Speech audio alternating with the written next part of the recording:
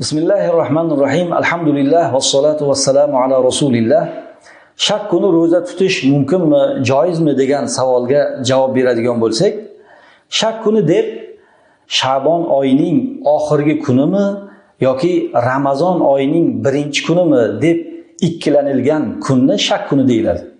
Endi bu kuni qaysidir kishini odatda roza tutadigan kuniga to'g'ri kelib qolsa, bu kishini shak kuni roza tutishligi afzal hisoblanadi. Misol uchun, bir kishi har dushanba kuni roza tutar edi.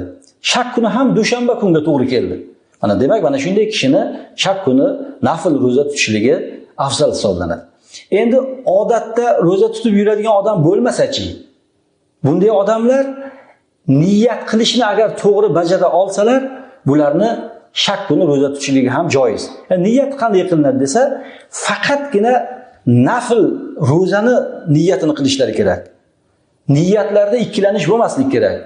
Masalan, agar Sha'bonning oxirgi kuni bo'lsa, oxirdan roza tutyapman.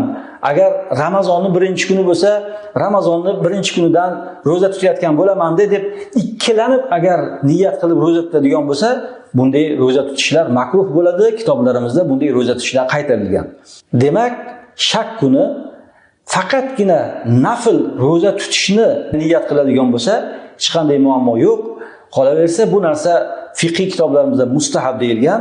Bu haqda Fatavoi Hindiya kitoblarimizda ma'lumotlar yetarlicha kelgan. Vallohu a'lam bis-savob.